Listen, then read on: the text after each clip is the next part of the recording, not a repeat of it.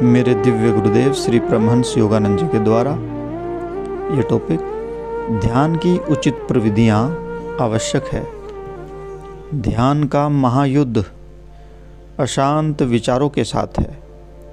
केवल जब ध्यान में विचार शांत हो जाते हैं और आप केवल ईश्वर पर एकाग्र होते हैं, तभी आप उनसे संपर्क कर सकते हैं। सामान्य मन का रेडियो ध्वनि तरंगों से भरा रहता है, परंतु जब एकाग्रता एवं भक्ति द्वारा रेडियो की ध्वनि तरंगों को समाप्त कर दिया जाता है, तब ईश्वर अंदर आएंगे। क्या आप ध्यान करते समय अपने अशांत विचारों को समाप्त करने में समर्थ हुए हैं? नहीं।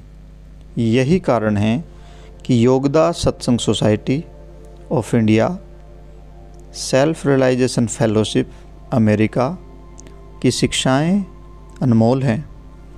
जो ही आप इन वैज्ञानिक प्रविधियों के द्वारा अशांति को बाहर कर देंगे, ईश्वर का साकार स्वरूप आपके पास आ जाएगा। उस प्रत्युत्तर के प्रथम चिन्ह जो ईश्वर आपको तब देते हैं जब आप निष्ठापूर्वक उन्हें खोजते हैं। शांति, प्रकाश अथवा ओम की ध्वनि है, अथवा आप अपने हृदय में एक महान आनंद का अनुभव करते हैं। आप आध्यात्मिक नेत्र के दर्शन कर सकते हैं, अथवा ईश्वर की या उनके संतों में से एक की वाणी सुन सकते हैं और आप जानेंगे कि ईश्वर आपके भीतर है। जिन लोगों में प्रबल कल्पना शक्ति अथवा अत्यंत दुर्बल तंत्रिका तंत्र है, वे मतिभ्रम के प्रति अति संवेदनशील होते हैं। Yogoda Satsanga Society of India Self Realization Fellowship की प्रविधियों का अनुसरण करते हुए व्यक्ति मतिभ्रम से बच जाता है, इल्यूजन से बच जाता है, तथा सच्चे आध्यात्मिक अनुभवों का आशीर्वाद प्राप्त करता है। यही कारण है कि मैं आपको इन प्रविधियों को सिखाने और बड़ी लगन के साथ उनका अध्ययन करने का दृढ़तापूर्वक अनुरोध करता हूँ। उन्हें स्वयं प्रयोग करें। केवल प्रविधियों के दिशा निर्देशों को पढ़ लेना और सोच लेना कि वे अच्छे हैं और फिर उन्हें ताले में बंद कर देना, यह पर्याप्त नहीं है। आपको उन्हें प्रतिदिन अपने ध्यान में अवश्य प्रयोग करना चाहिए। परम ब्रह्म का वर्णन नहीं किया जा सकता है। निराकार ईश्वर का वर्णन नहीं किया जा सकता, अथवा बुद्धि द्वारा समझा भी नहीं जा सकता। एकमात्र उपाय जिसके द्वारा आप परम ब्रह्म को जान सकते हैं, ब्रह्म के साथ एक होना है। यह केवल साकार ईश्वर हैं जिनके विषय में आप सोच सकते हैं अथवा पूजा कर सकते हैं। किसी मनुष्य से मैं पूछूंगा कि वह बिना कोई साकार धारणा का प्रयोग किए ये बता सकता है कि ईश्वर किसके जैसे हैं, तो वह नहीं बता सकता।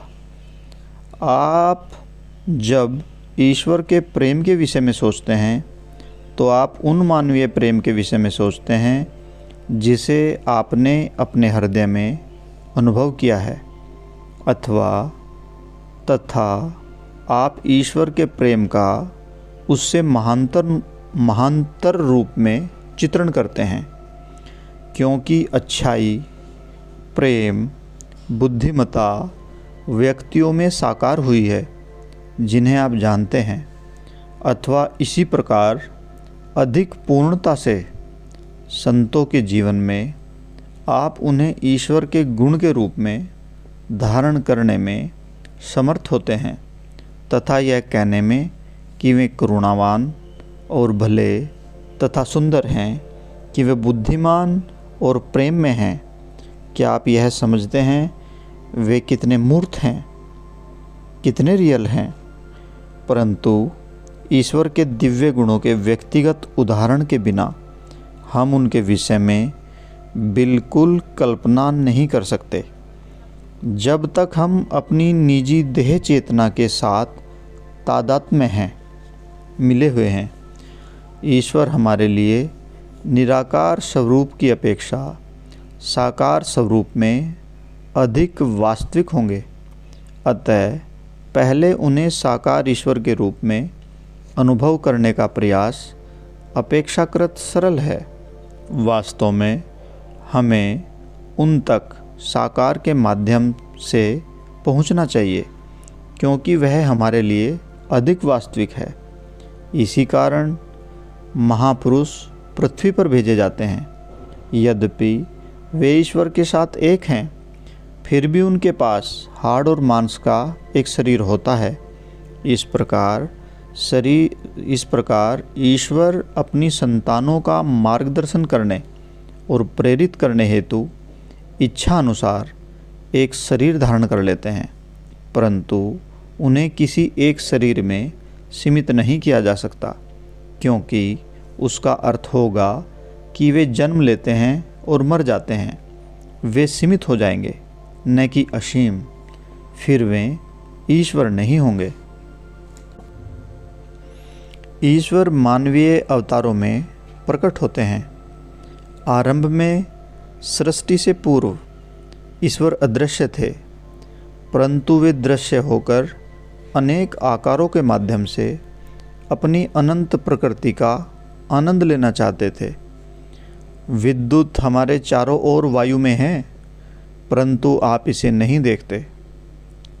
अव्यक्त यह निराकार है, परंतु जब इसे एक बल्ब में लाया जाता है तो यह दिखाई देने लगती है। यद्यपि यह वही विद्युत है। ऐसा ही ईश्वर के साथ है। आप सभी देवता हैं।